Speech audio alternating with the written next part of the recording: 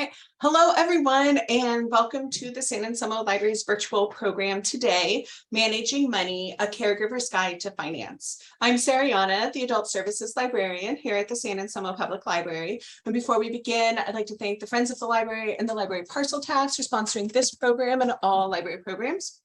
Everyone will remain muted until the end of the presentation. If you have a question, please type it into the chat box or the Q&A box. This presentation is broken up into individual modules, and we will answer questions at the end of each module as well as the end of the presentation. Technology can be very fickle, and I want to thank you all in advance for your patience and understanding during this program. We will be recording this program today, and I will send the recording link out to everyone who registered later today or early tomorrow. The presentation will also be on the San Anselmo Library's YouTube channel. Please join me in welcoming our speaker today, Stacy Turner, a volunteer for the Alzheimer's Association. This is so strange. Take it away. Oh, take it away. So my first question though, I can't see anybody in the audience. Is that how it's supposed to be? Yes, the Zoom webinar, you just see the list of attendees' names. You don't see. I don't even see that. Oh, okay. In the participants button. Yeah. Yeah, we do have people in the room with us. Yeah. Okay. Okay. Well, I will just get started then. As Sariana said, I'm Stacy Turner. I'm a lawyer practicing here in Marin County, and I specialize in estate planning, elder law, and special needs planning, having to do a lot with different types of government benefits. And I am here today to give the Alzheimer's Association's presentation entitled Managing Money, a Caregiver's Guide to Finances. And this presentation was prepared by the National Alzheimer's Organization to be given by all of the local chapters. And so, although a lot of the rules and law related to the issues we're going to be discussing around planning are very state specific, I'm a little bit constrained in having to give a presentation that is more general. And so what I wanted to do before I start giving this pre-scripted presentation is share with you guys kind of the steps I take with clients in my office to navigate planning. I'm hoping that just by giving this to you, you'll have a good way to sort some of the information I'm giving you today, or that you receive as you start to plan for a loved one who's been diagnosed with Alzheimer's. So I'm going to go ahead and pull that up if I manage to actually figure that out. Okay. So let's see. Okay, so this is my added slide. And before I start, let me just share with you the objectives of this presentation in general, the one I'm going to be giving that's pre-scripted, so that you have some context to begin with. And there are really 5 objectives. The first objective is to describe how caregiving affects finances for yourself as the caregiver and for the ill person, the person diagnosed with Alzheimer's dementia.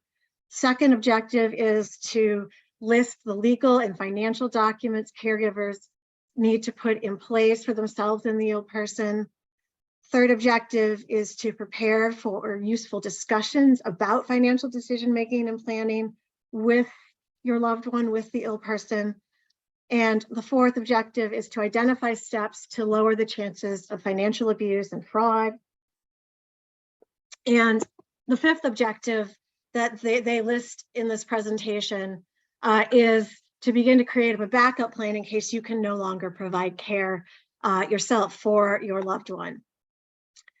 When I'm planning, it's really important for me to make sure that my clients, usually the caregiver, and the ill person, the person diagnosed with Alzheimer's, understand what the overarching goal is in planning and in talking about how we are going to preserve resources and provide care.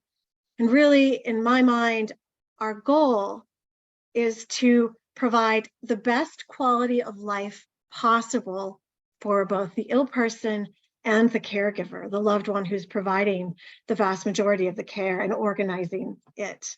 So the first step in the process of planning for how we're going to preserve and utilize resources and how we're going to provide care, the first step is figuring out what quality of life means subjectively for both the ill person and for the caregiver.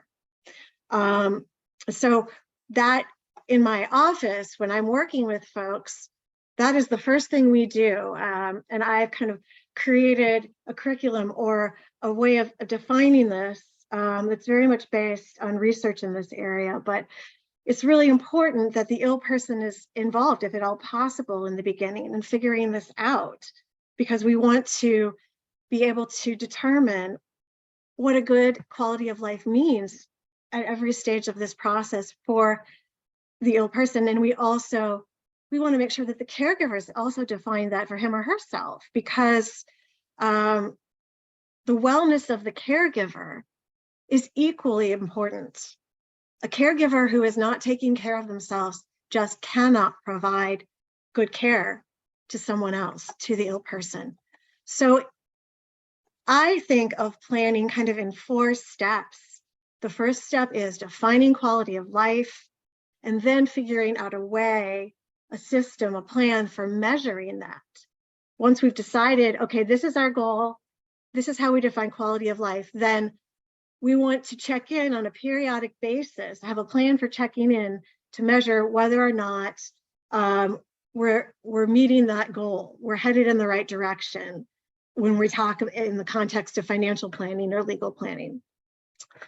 So then after we define quality of life, the next step is making sure that, that the legal documents we need to give someone else, most likely the caregiver, the authority to make decisions around finances, personal care, health care for the ill person. We want to make sure that they have the authority to do that if the ill person can no longer do that themselves. And when I talk about ill person today, I'm referring to the person who has been diagnosed with Alzheimer's, the person who we are talking about planning and caring for. So really, getting appropriate estate planning documents in place is after you define quality of life, it's the first thing you should be doing. And it's important for you to do it regardless of how wealthy or how poor the ill person is, how wealthy or how poor the caregiver is. It's really necessary for anyone. And it's important to do it as soon as you can, because really there are 2 ways to give another person legal authority to make decisions for you, right? You either put together appropriate estate planning documents giving another person authority, or after the fact, once you've become ill, if those aren't in place, we have to go to court and seek a conservatorship. And that is just really not the way we want to go, if at all possible. But you have to prepare and sign and execute estate planning documents. You have to have sufficient mental capacity and understanding of what you're doing. And so when we're looking at someone with an Alzheimer's diagnosis, we want to engage in estate planning in the beginning, if at all possible, while that ill person still has the authority to make decisions, or the capacity to make decisions.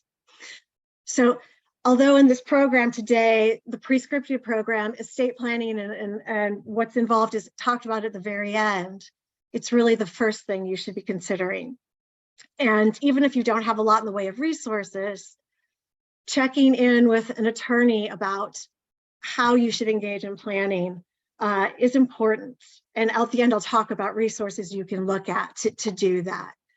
The third step in the planning process, in my mind, is then coming up with the care plan, working with, in my office, my clients and I work with whatever professionals that might be involved in helping decide what level of care this person needs, and then the best way to go about it. And when we talk about care planning, I think it's best to create the care plan with the best case scenario in mind, not restricting the care plan because you think you don't have enough money. Let's talk first about if you had, the perfect amount of assets, what care plan would you put in place? And then after we figured out the care plan, then the last step should really be creating the financial plan, budgeting, talking about what is the best way we can preserve and utilize assets to meet quality of life goals, to meet the caregiving needs. And then this is where we also consider what government benefits, things like Medi-Cal, might be useful to take up and pay for some of that care. And so this is kind of the structure or the scaffolding I might use to filter information that I'm going to give you today. So then I'm going to now switch to, if I can figure this out, maybe I can't. Okay, so now I'm going to switch back to the other presentation. Bear with me, folks. It's actually really strange giving a presentation where you can't see anybody's faces. Okay.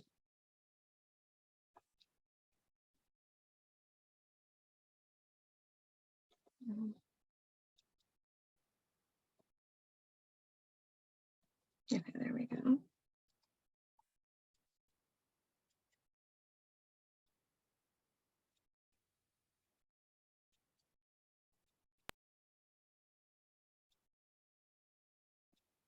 Oh, this is frustrating. I apologize. I'm having technical difficulties. Let's try this one more time. Okay, here we go. It's showing. Oh, there you go. Okay, there we go. Okay. And here is the official Alzheimer's Association presentation on managing money. Okay. So I'm going to skip through some of these guys. So this, these are the folks who were involved in preparing this presentation. I should point out as I'm scrolling through some of the beginning slides that this presentation is, although I'm an attorney, it is not meant as any form of legal advice to anyone. I'm just here to present some of the concepts, but I am not intending on giving anyone legal advice. Okay, and as I said before, these are the 5 learning objectives of this presentation related to finance.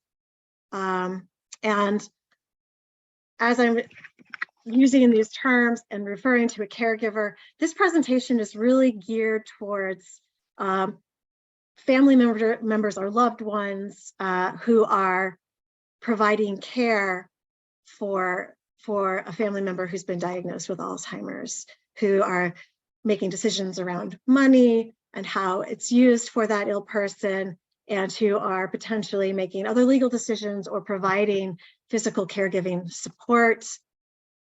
And when we talk about financial literacy, we're really talking about getting to a place where you understand how to manage money, how to handle day-to-day expenses, and how to plan for the future.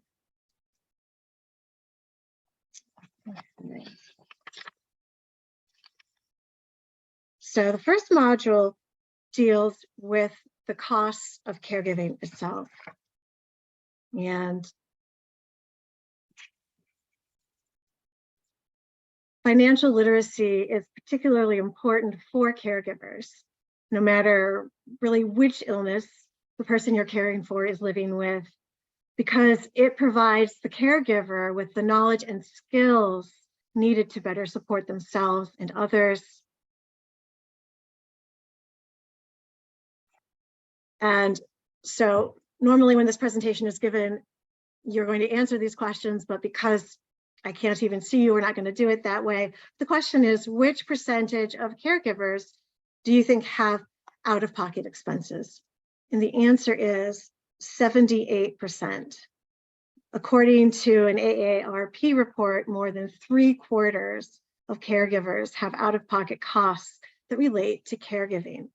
And this includes things like household expenses, mortgage payments, home modifications, as well as medical expenses like co-payments for medical equipment and travel to doctor's appointments. Caregiving can absolutely impact the finances of a caregiver in a number of ways. Because of the intense amount of time a caregiver may spend providing care for a loved one, it's most likely going to impact that caregiver's employment. Many caregivers end up cutting hours, taking time off, retiring early, or quitting their jobs. And that type of decision can mean lost income, more debt, difficulty saving for retirement, or cutting back on other costs. Many people don't realize how expensive it can be to take care of another person. And here is some testimony from a real-life caregiver.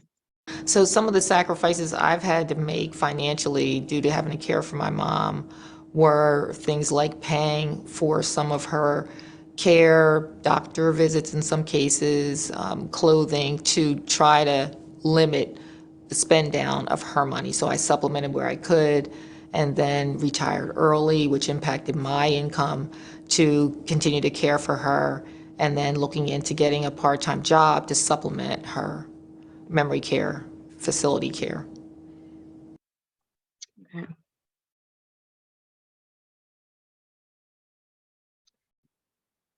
Caregiving and managing financial challenges can also have a major impact on the caregiver's own health due to the high levels of burden, exhaustion, uncertainty, and stress. Caregivers may put off taking care of their own needs by skipping medical appointments, not getting enough sleep, or ignoring physical and mental or symptoms of physical and mental health conditions. And as I said in the beginning, and this is absolutely borne out anecdotally in my practice, when caregivers don't take care of themselves, their own health can get worse. That leads to additional medical expenses and ultimately their inability to take good care of the person they're caring for to begin with.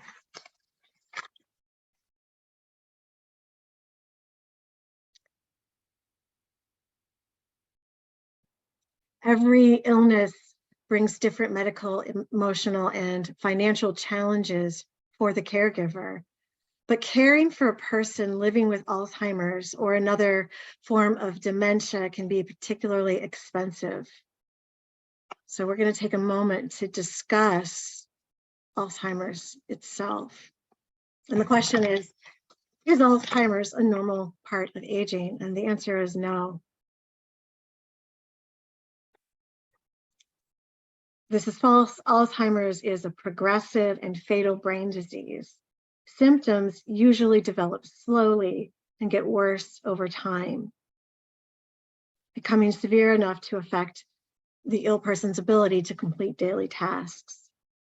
While the greatest known risk factor of Alzheimer's is increasing age, the disease is not a normal part of aging.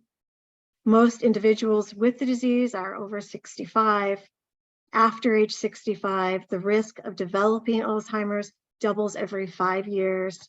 And then after age 85, the risk is about 1 in 3. Then the next question is, does Alzheimer's only impact a person's memory? And the answer is, of course, no. No, that's false. Alzheimer's impacts a person's memory, their thinking, and their behavior. And it also impacts their ability to manage money. In fact, studies show that trouble managing bills and other financial problems can sometimes be an early sign that the ill person is struggling with dementia. And so this is something that's really important to look for. In my practice, that's absolutely true. The inability to pay bills on time, balance your checkbook, or overpay, pay the bill more than once. These are all things that we see. They're all signs that someone may be struggling with some form of dementia. Alzheimer's disease usually progresses slowly over 3 stages: early, middle, and late. In a medical setting, these are sometimes referred to as mild, moderate, and severe. The symptoms of Alzheimer's worsen over time, although the rate at which a disease progresses will vary from person to person. On average, a person with Alzheimer's lives 4 to 8 years after diagnosis, but some people will live for 20 years or more, depending on other factors.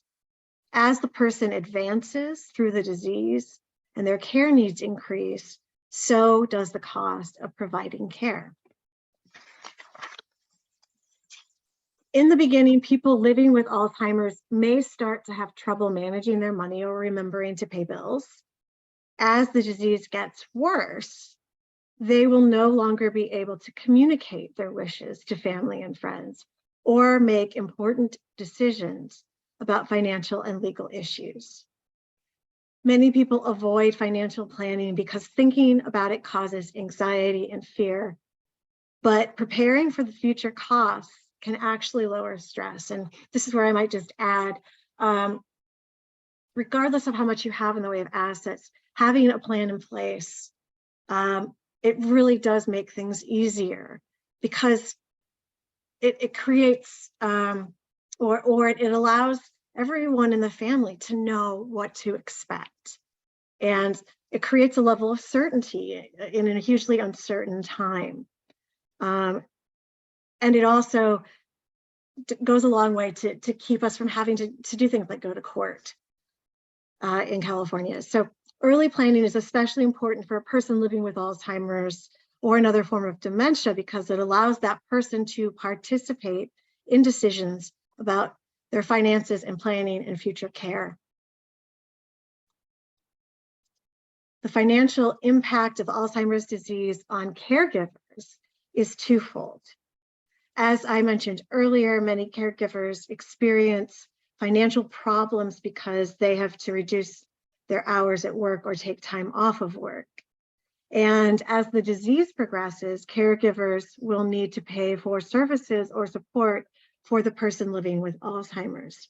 And so here's some more testimony from a caregiver. So when we finally moved into assisted living, when we first got the cost, it was going to be $5,000 a month. When we started adding on daily medications and housekeeping and all the other things that come with it, we were quickly at $6,000 per month. In my mind, every month I was, doing the calculations of, all right, how much money does Dad have left? How long can this last? What happens when that goes away?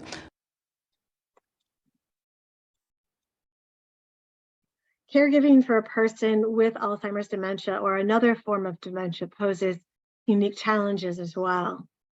Dementia caregivers spend more than $11,000 a year on out-of-pocket caregiving costs, nearly twice as much as non-dementia caregivers.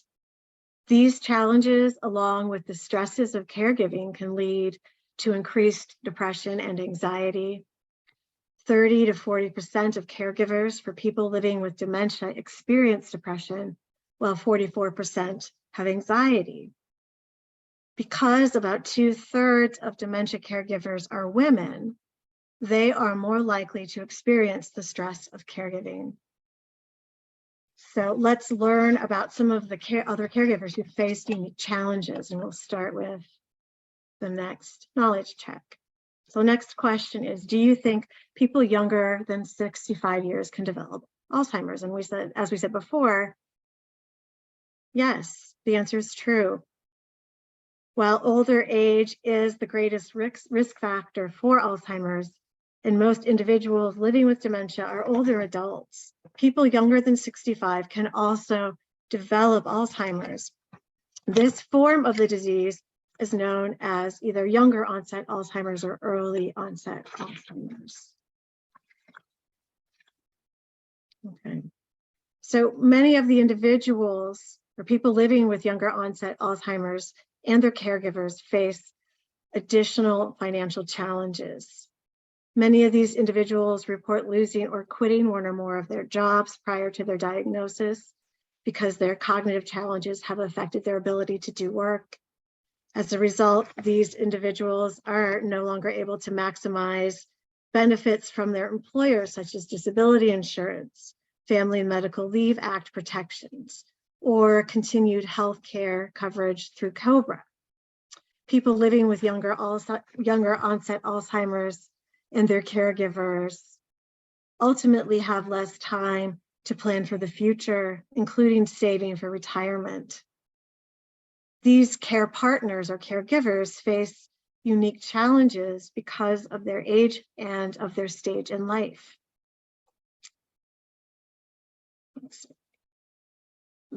Because of the financial strain of the disease, they may no longer be able to start or continue saving for their children's education and other expenses like family vacations or hobbies. Due to their age, these care partners may still face or have financial obligations such as a mortgage, car payment, or loans or debt that older caregivers no longer have.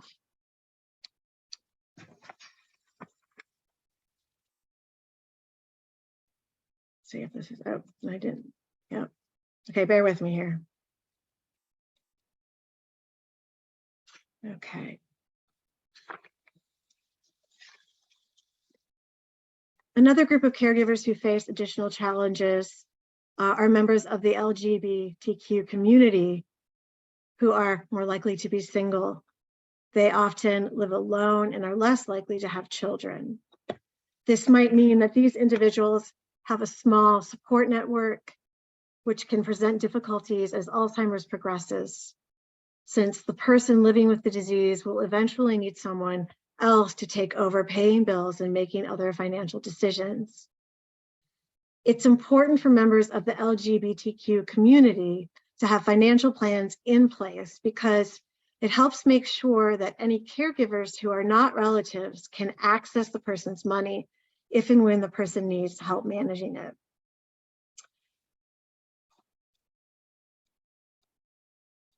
People from lower income households are also less likely to be financially prepared for the costs of caregiving. They may be unemployed or have part-time or low-paying jobs that are less likely to offer retirement benefits or allow them to save for the future. They may struggle to make ends meet and have limited financial resources to pay monthly bills or cover medical expenses and care costs. This financial strain can mean relying on credit cards or taking out loans, causing increased debt and poverty. This results in added stress, but less ability to pay for resources, and that can provide financial relief like respite care. Families with limited income may qualify for care and support services that are often offered at little or no cost or at a reduced rate. But so I think adding kind of my own spin on this, if you have limited income or resources, it is still incredibly important to have the right legal documents in place, to have a plan in place for how you're going to tackle this. And part of that is absolutely looking at government benefits that are available. In California, the eligibility rules for government benefits like Medi-Cal are much, much more lenient than they are in other states.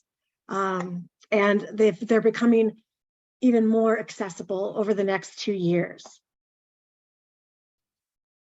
Okay. So the next module talks about the benefits of early planning, or what you can do to avoid or reduce the financial strains of caregiving. So our next question is, who can benefit from putting financial plans in place for the future? And the answer is everyone. Everyone, and I cannot stress this enough. Most people assume that financial planning is only helpful for people who make a lot of money, but everyone can benefit from putting financial plans in place, especially those who are living with or caring for someone with a disease or chronic illness like Alzheimer's. Financial planning can help ensure care costs will be covered and prevent financial hardship in the future. And in California, help avoid having to go to court and the costs, emotional and financial, of having to do any type of court. There are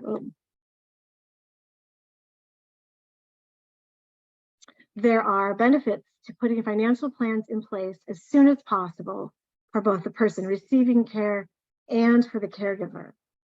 Benefits for the caregiver include knowing the person's wishes, feeling more confident making important decisions when the person you are caring for can no longer make them themselves, knowing how to handle financial issues and pay for care, less chance of making costly or unwise decisions, such as taking money from life insurance, stopping insurance premium payments, or cashing in on a 401k or other retirement account too early. Okay, so then we're going to play. One of the benefits of putting financial plans in place for caregivers is simply peace of mind. Oftentimes we have a lot of anxiety and fear about the unknown. How long is the disease going to last? What are the care needs going to be? When we think of all of those things that we might be apprehensive about, and we put plans in place for, if this happens, here's how we'll handle it. And we really think through, here's what's typical with the disease, here's what I need to be thinking about, and here's my plan for that. It can be such a gift to the whole family because people can settle in and focus on, here's what I need to focus on today, here's what I need to think about right now, without the weight of the what ifs hanging over their head. And here is a caregiver. My mother, by putting plans in place early, that really helped me because it gives me a sense of confidence that I'm doing the things that she really wants to be done. It allows me to not have to worry about decisions that I make because my mother has already laid out the plan. She's stated her wishes, and my role is really to execute those plans. I have found that making decisions for my own situation can often be difficult. And so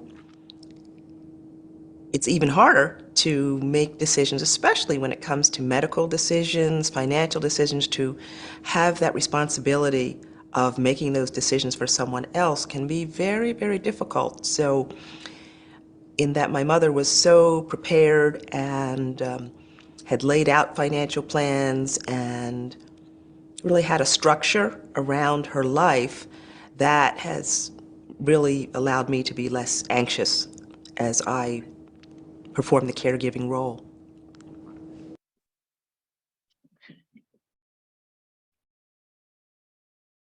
The benefits of early planning for the individual who is ill include the ability to share exactly what they want to happen and help make decisions about their finances and future care. A sense of reassurance because others know their wishes and will follow them. and a feeling of relief that comes from having legal and financial plans in place. One benefit of planning early for the person with the disease is that they get to have their say. They get to say, here is how I want things to play out. If there's ever a time when I can't live alone or when I need this kind of care, here's how I'd like that to happen. Here's who I want to be making decisions on my behalf if I can't make them for myself.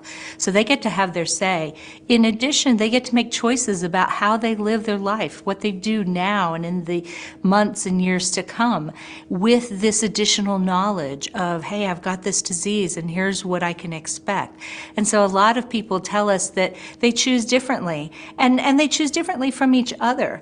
I talked to one person with Alzheimer's who said, you know what, I want every day to be regular. I want to work in my flower beds. I want to play with my grandkids. I want to have lunch with a friend. I just want lots of great regular days. I've talked to other folks with dementia diseases who said, I want to do the things I've been looking forward to. I want to take some big trips, or I want to do some really special things with the people I'm close to. So it's not the same for everybody, but the person with the disease gets to make choices and gets to live life more on their terms. And I would just add that when you plan ahead of time and when you plan early so that the ill person does have that input, it goes such an incredibly long way towards reducing potential conflict in a family.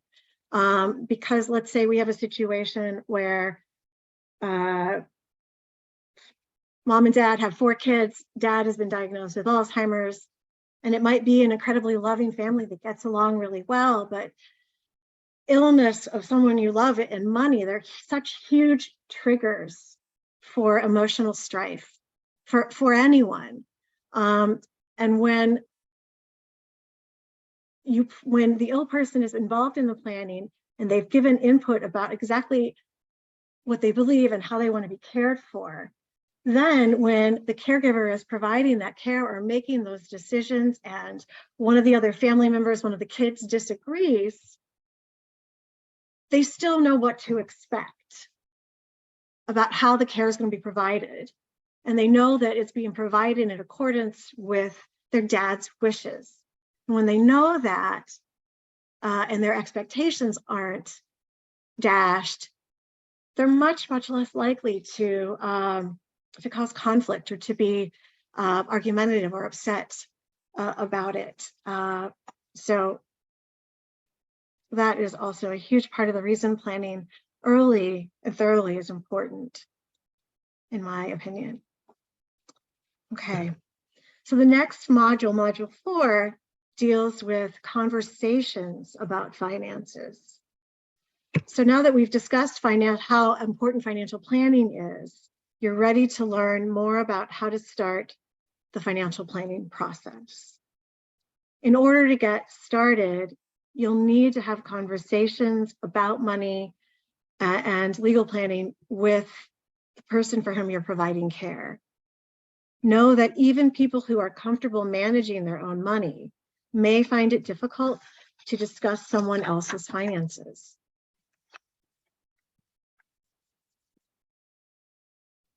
Talking about money can make people feel anxious and uncomfortable. It may be hard to know how to start these conversations, but there are some things you can do to make them more positive and productive. To feel more confident when starting a discussion about finances, it can be helpful to, 1, write down your goals and what financial documents you will want to review or discuss with the ill person and their family. 2, to identify which family members or close friends should be part of that financial planning conversation or conversations. These should be individuals that the person living with the disease trusts or who know about the person's medical and financial situation. 3, it's important and helpful to have the discussion at a calm time of day and in a quiet place. This can lower stress or anxiety for everyone involved.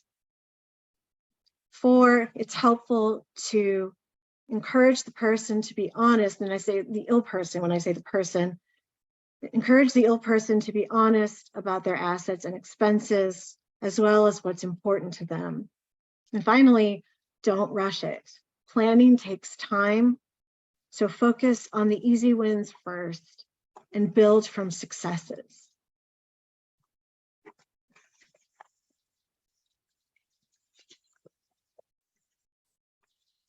You may also want to consider these additional tips for having a discussion about someone else's finances. Be patient and understanding. It can be difficult to ask for and accept help managing finances, especially for someone living with dementia. Ask about the person's wishes for their finances and future care. Explain that planning early is important so that you can honor those wishes. Don't judge the person and their decisions. Everyone handles money in their own way. The goal is to come to an agreement on how the person's money will be managed when they are no longer able to do so. If the person has difficulty communicating, it may be helpful to use short sentences in simple terms. Pause at times to make sure the person understands what is being said. Repeat what you heard them say and ask if you are understanding them correctly. If the conversation becomes stressful, take a break and try talking again later. It's okay for financial planning to be a process that happens over time. Try to end on a positive note. These conversations can be difficult for everyone. So let's hear from a caregiver.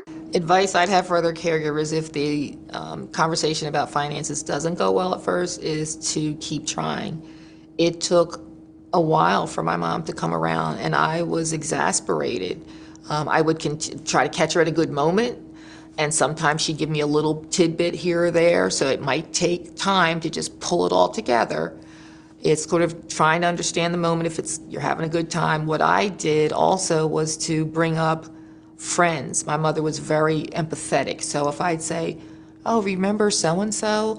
They had a situation with their mom or dad or family member where something happened and the person didn't know what to do or they didn't have understanding about it. So that was really hard on them. She'd say, oh, really? And I'd say, yeah, see, that would help me if we talked about that kind of thing, and that would usually get her. So in my case, that empathy is what I would kind of try to use for her to open up more, but continuing to do it, catching on a good day, that was key because it took time and it was piecemeal.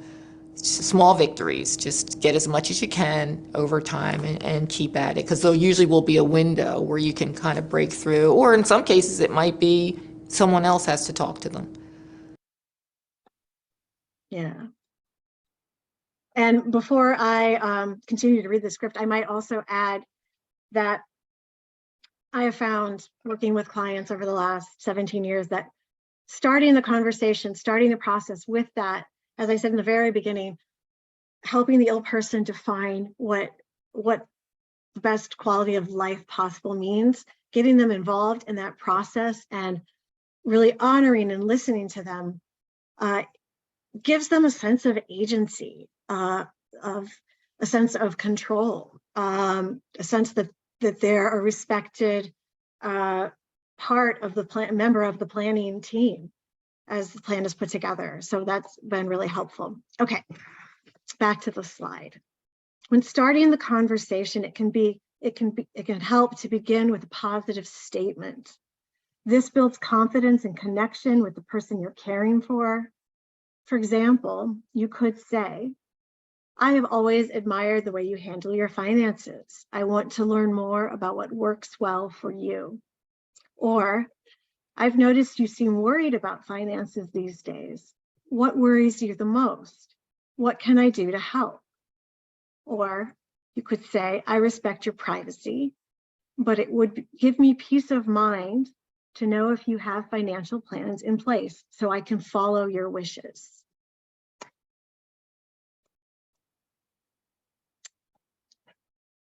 if you're starting a conversation about your, you know what, actually, I have a note here that this is one I want to skip.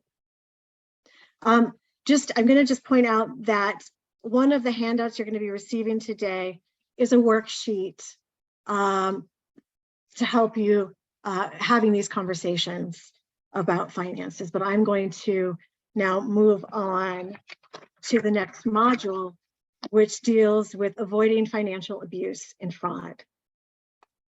So we're going to talk now about another issue that can have a major impact on finances for older adults, especially for those living with dementia. So one of the next check your knowledge questions asks, on average, how much money do you think Americans over 80 lose each year as a result of financial abuse? And the answer is almost $40,000. On average, when a person age 80 or older becomes a victim of financial abuse, they lose about $40,000. And each year, these individuals,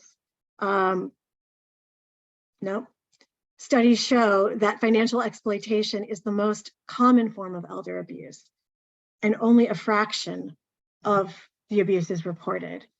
And this is absolutely true in Marin County.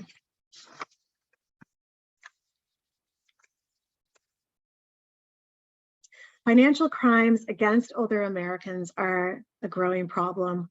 This abuse can occur anywhere, including at home and in care settings. Most states have laws that make elder abuse or financial elder abuse a crime, and that is definitely true in California. People living with dementia are at especially high risk of becoming the victim of fraud and financial abuse because they may not remember or report the abuse or even understand that someone is taking advantage of them. As memory and other thinking skills decline, the ill person may struggle to make good financial decisions, making them more vulnerable to scams or fraud. People living with dementia are more susceptible perhaps to fraud and financial abuse than other people because they have a disease that's attacking their brain. And so their ability to solve problems, to think about things logically, to have insight may be impaired, and they may be able to be tricked by people they trust or people who seem nice or seem trustworthy in a way that they wouldn't have been at an earlier time.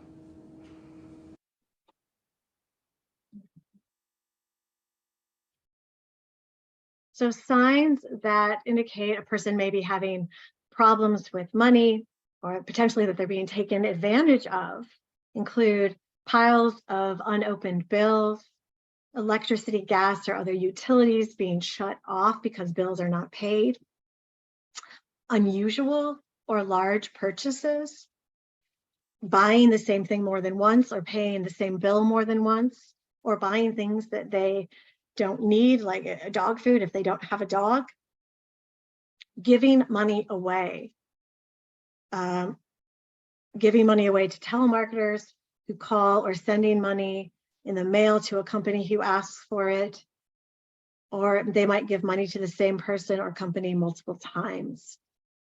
Missing money or unexplained withdrawals from a person's bank account. And I'm just going to add that in Marin County, the number one culprit in a financial abuse situation of an elder is another family member.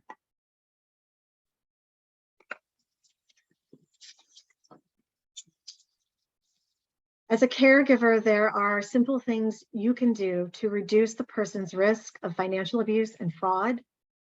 You should include the person you are caring for in this process as much as possible so they can help decide which safety measures will be put into place. Agree to charge or spending limits on credit cards. You can create a separate account where you can keep a small agreed upon amount of money that the person can use for recreational activities or meals with friends and so on. You can set up auto pay for bills instead of paying by check. You can do this through most banks or through the company that sends the bills. You can sign up to receive automatic notifications for withdrawals from bank accounts or large charges on credit cards. If you set a charge or spending limit, and if the person spends more than that, the bank or credit card company will then let you know. You can request electronic bank and credit card statements and then watch for unusual purchases or charges or changes in how the person typically spends money. You can sign up for the do not call list at donotcall.gov. You can ask credit card companies to stop sending balance transfer checks and opt out of future solicitations. In one of your handouts, you're going to find a sheet titled Avoiding Financial Abuse and Fraud. So I'm going to just pull that up quickly. So this is what that looks like.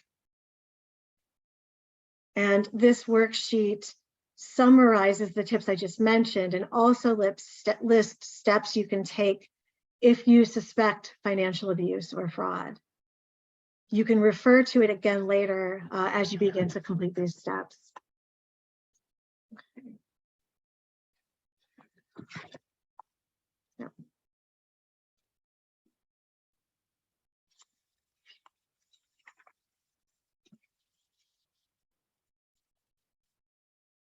Oh, I missed one somehow.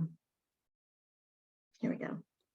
So one of the things that I did, my father was very proud. He really didn't want to admit that he had Alzheimer's. So I wanted him to be able to continue to feel good about himself. So I actually set up a checking savings account for him that was joint with me. Because again, I had power of attorney, so I could move things around a bit. I made sure that he always had $200 in that account. Everything else was protected, and he really didn't have access to it anymore. But he didn't know that because he still had that $200. A couple of years into his diagnosis, he actually had somebody stop at his home. He was outside working in his yard. They came by, a couple, old car, and pulled up to the driveway. They had a child with them and said their child was ill. And they said they needed money for health care for this child. My father was always very generous as he became older and as he became more impaired with Alzheimer's. He became more generous. And so his inclination was to help this couple. They took him to the credit union. They asked him to withdraw all of his funds, so he did. He had access to that $200 that he knew about, and he gave it to them. They left him there in the parking lot, and he walked home. So it was really awful that that happened to him, but his money was protected because of the safeguards that we had put up. Everything else was still there, and I was able to replace that $200. So we tried very hard to do everything we could to protect him financially, but also to make sure that we didn't take away his sense of self-esteem.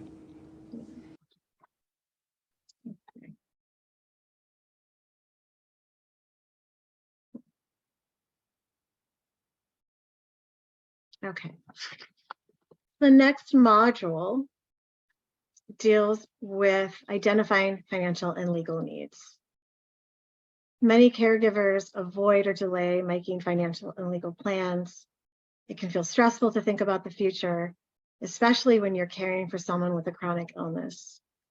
Jobs, family responsibilities, and other duties can make it hard to find the time to organize financial and legal matters for yourself or for someone else. But as we've discussed, it is important to put plans in place as early as possible. And you can make the process easier by breaking things into simple steps and doing one task at a time. So it wants us to look at these different steps, and then it says many of these you can complete without a financial advisor or an attorney. So I'm a little biased, but I wanted to say that is true. But in a situation where you're caring for someone with Alzheimer's, I think you are best served, even with limited resources, if you start out speaking with an elder law attorney to get some guidance around the type of legal planning you want to put in place and resources for financial planning.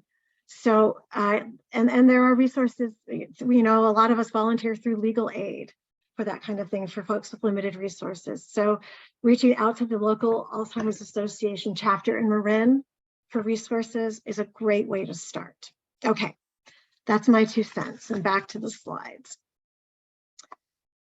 Okay, so the first step in organizing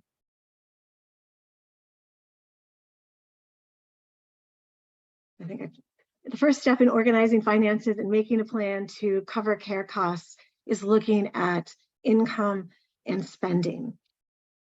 And so we've included a worksheet called Covering Care Costs in your handouts to help you with this process. So I'm going to pull that up.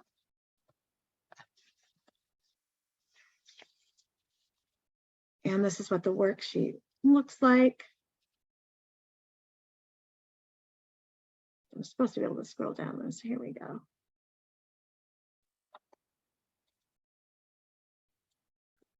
Okay, so that's part of your handouts. On the first page, it allows you to write down how much money comes into the accounts each month and how much goes out. The second page is a list of items to consider when adding of expenses in each category. And then on the third page, once you have an overall picture of budget, it can be helpful to see if there are any places where you can cut back on spending. Okay. One thing that I would suggest is when you have those monthly bills is to call. I had cable and I said, hey, I can't pay this amount when I'm looking at all of the bills that we had.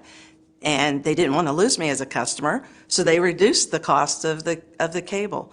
Also, the medical bills, even though you get a demand for payment for a certain amount of money, call them, go on the payment plan, talk to the hospital about a payment plan, talk to the different utilities.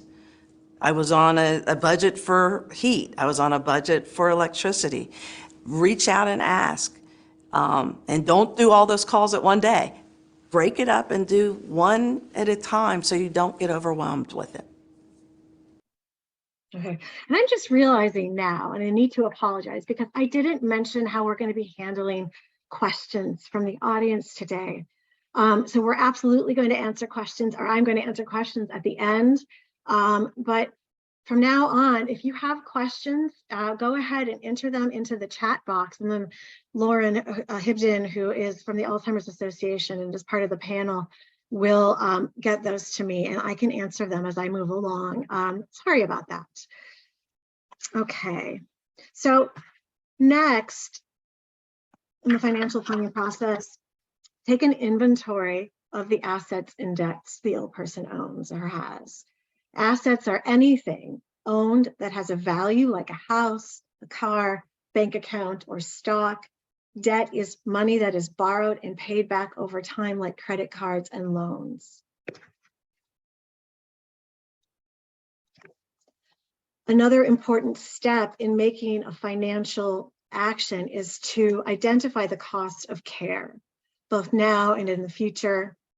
Keep in mind that medical or other kinds of insurance may pay for some costs, but may not cover all of them. Care costs could include things like ongoing medical treatment, prescription drugs, personal care supplies, adult daycare services, in-home care services, and full-time residential care services.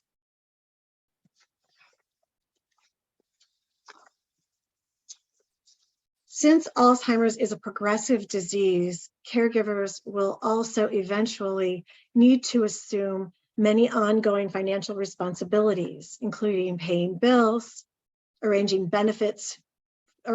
for benefit claims, making investment decisions, and preparing tax returns.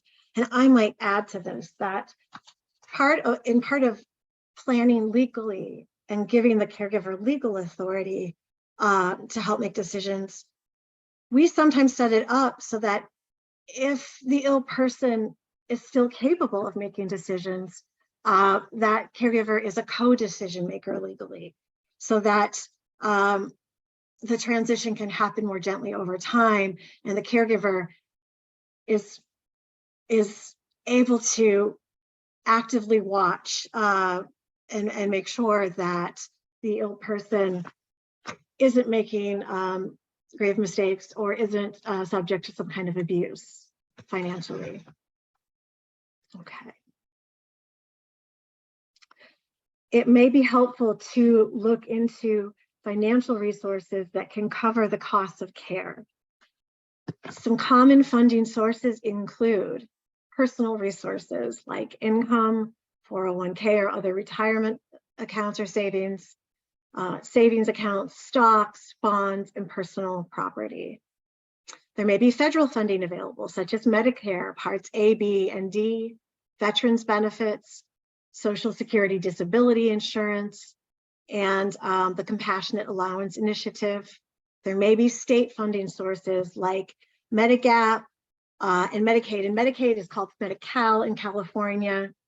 And you can find additional resources at benefitscheckup.org. Some of these programs may be able to help pay for medication costs, transportation, meals, and more.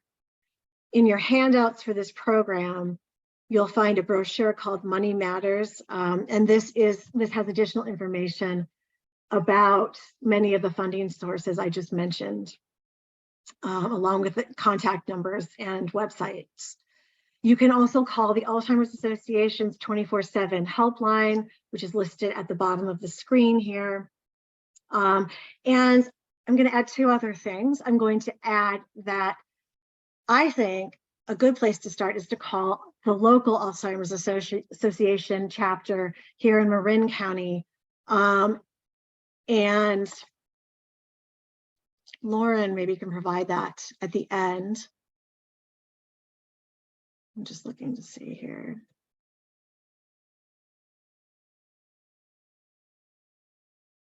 Yeah, okay. That's one resource, the local chapter. There's another organization that I don't see listed anywhere in the materials here called the California Advocates for Nursing Home Reform, or CANHR is their acronym, CANHR. Their website is canhr.org. They are an excellent resource on their website for information about the different benefits, about estate planning, about all kinds of planning for somebody who has some form of dementia. They have an excellent attorney referral resource. So this organization is hugely involved in advocacy for folks with diseases like dementia and Alzheimer's. They're hugely involved in ongoing and continuing education for attorneys who practice in this area like me. And they're really involved in legislation that benefits folks who have been diagnosed with something like dementia and for their caregivers. Okay, moving on. Okay, legal planning.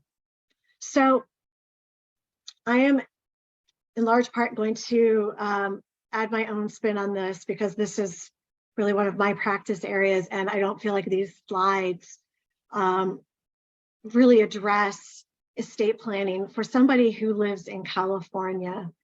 But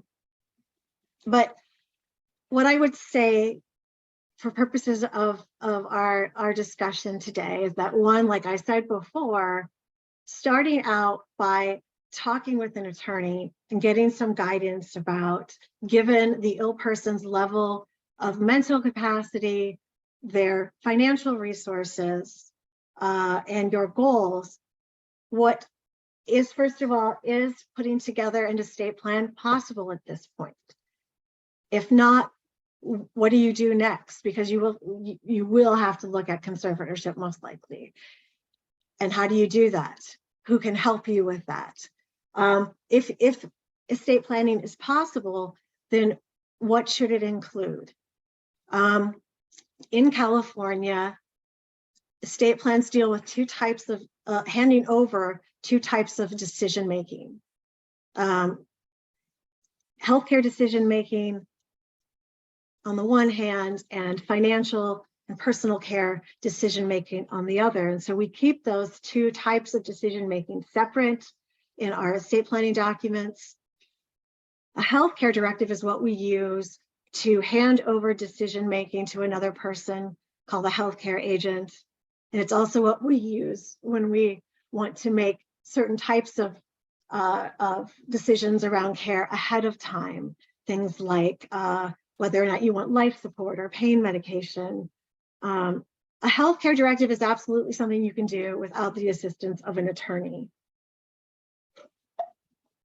But the other documents, you really want some guidance. Financial related estate planning documents in California would include a durable power of attorney for finance. It would include a will, and depending on the size of the estate or the assets the person owns, it may include something called the revocable living trust.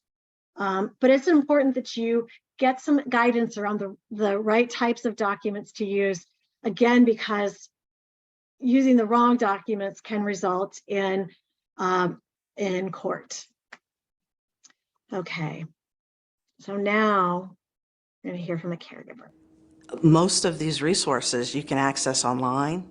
You can access from multiple different entities. And I did most of all of her documents that were necessary: the power of attorney, the living will, the healthcare power of attorney, the financial power of attorney. All of those things you can access, and you can get them notarized and legal documents created. So don't let that be a hindrance to take care of those items, because those items are really, really important early on in the disease. If you wait, it's only going to cause more problems. So the earlier you get it, the better. And don't be afraid of the nuances of all these documents and all these papers. It's pretty simplified if you research it. There's a really simple way to go about it and take care of it as soon as possible. So the thing I want you to take away from that witness or that caregiver's testimony is that planning as soon as possible is really, really important from a legal planning perspective, because it allows us to have the input of the ill person as we're considering how to prepare the legal documents and who to give this decision-making authority to. And it allows us to avoid having to go to court, which is a hugely emotional and financially expensive process. And I think the last thing I would add is that when you're preparing an estate plan, you're considering appointing yourself as the caregiver, as the decision maker if the ill person is no longer capable of making decisions. But we're also then talking about who the backup might be if you can't do it. And these decisions, the decisions about who the surrogate decision makers are going to be, they're probably the most important decisions the ill person is going to make when executing these documents. And so getting some guidance from a good attorney, at least in the beginning, about how to go about selecting these folks is really important, because you want to select people who have the skill set necessary to do the job well, and who understand what potentially a large role this is. Okay, there is a handout available that has to do with this section of the presentation. And then here are just some resources for finding financial advisors or professionals and for finding attorneys. I think for finding an attorney, I would suggest, again, reaching out to our local chapter of the Alzheimer's Association for the North Bay. Canner, again, canhr.org is a great place to find an attorney through their referral service, and also legal aid of Marin. Okay.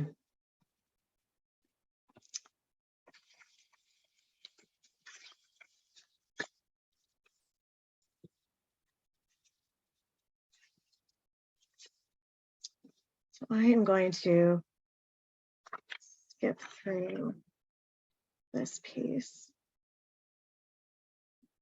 and skip to, so this chapter is called Creating a Backup Plan. And those first slides really dealt with what I had just been saying about creating a backup plan for who will make decisions around, or legal decisions on the ill person's behalf if you, the caregiver, cannot do it. So we discussed that. But I want to spend some time talking about making sure that you, as the caregiver, are taking care of your own health and well-being. The best thing you can do for the person you are caring for is to stay physically and emotionally strong. Visit your doctor regularly, eat well, and stay physically active.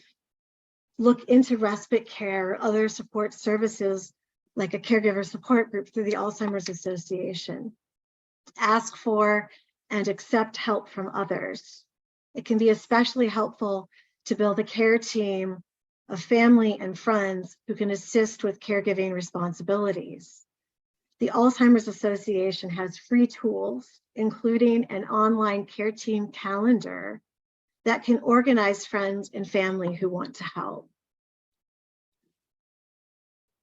The Alzheimer's Association is available wherever and whenever you need reliable information and support.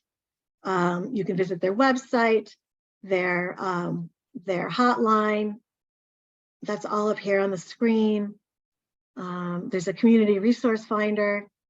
And then finally, our expert. Even if you have a financial plan in place, you can still find yourself challenged by the day-to-day financial realities. And if a person feels overwhelmed or needs help, there's so much help available through the Alzheimer's Association. That's a great place to start. You can get a lot of information on our website at alz.org. You can also call our 24-hour helpline at 1-800-272-3900. We're staffed round the clock. We've got dementia care experts, master's level counselors and social workers who are ready to talk when you are and are happy to talk through whatever issues you're going through. Okay. So I'm going to skip this. I'm going to then move on to questions.